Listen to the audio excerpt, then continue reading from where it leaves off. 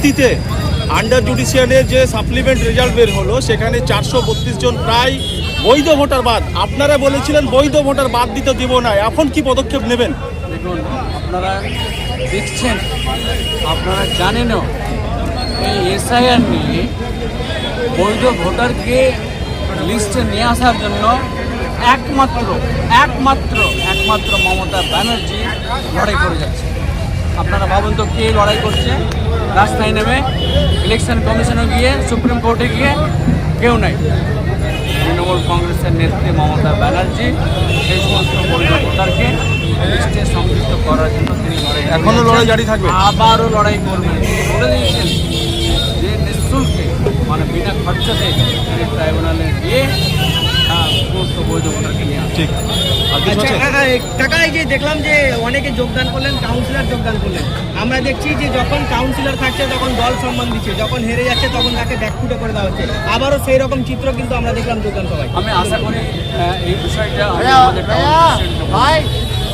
যে বিশেষ করে যারা তৃণমূল কংগ্রেসকে জিতিয়ে নিয়ে আসছে, যাদের ভূমিকা বুথ স্তরে আছে, সে বুথ কর্মীকে, বুথ সভাপতিকে, বিএলএকে এবং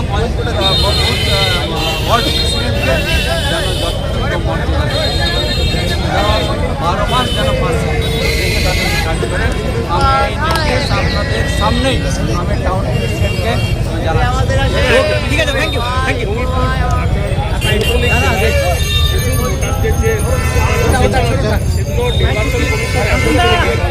সঠিকভাবে ঘোষণা করছে, অবশ্য মানুষের সিদ্ধান্ত রয়েছে, তবে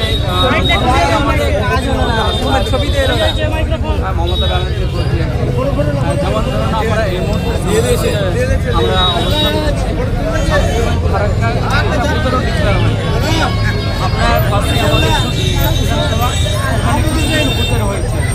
কাজে ইলেকশন কমিশন জানিয়েছিল যে গত শুক্রবার সাপ্লিমেন্টারি লিস্ট বেরোবে, আবার পরে জানতে পারবেন না সোমবার হবে, সোমবার পার করে আজকে বুধবার। কাজে এই যে খামখেয়ালি কাজ, মানুষকে আতঙ্ক যে রাখার কাজ, আমরা এর তীব্র প্রতিবাদ জানাচ্ছি ইলেকশন কমিশনকে এবং বলছি জঙ্গিপুর সাংগঠনিক জেলায় ফারাক্কায় বিজেপি রাজ্যমন্ত্রী, কেন্দ্রীয় মন্ত্রী বারংবার আসছেন এবং তারা জয়ের জন্য একপ্রাণ চেষ্টা করছেন। আপনাদের ভূমিকা সেখানে কি? আমাদের ভূমিকা আলাদা দেখতে পাবেন, আমাদের তার জন্য সবাই আছে। বলছি শামশেরগঞ্জের নতুন প্রার্থী, পথ র্যালি এবং যোগদান, কতটুকু দল শক্ত মজবুত হবে মনে হচ্ছে? প্রথমে আমি র্যালিতে যোগদান সমস্ত তৃণমূল কংগ্রেসের কর্মী সৈনিকদেরকে আমি ধন্যবাদ জানাই, কৃতজ্ঞতা জানাই। এই প্রখর রোদ্রে তারা এই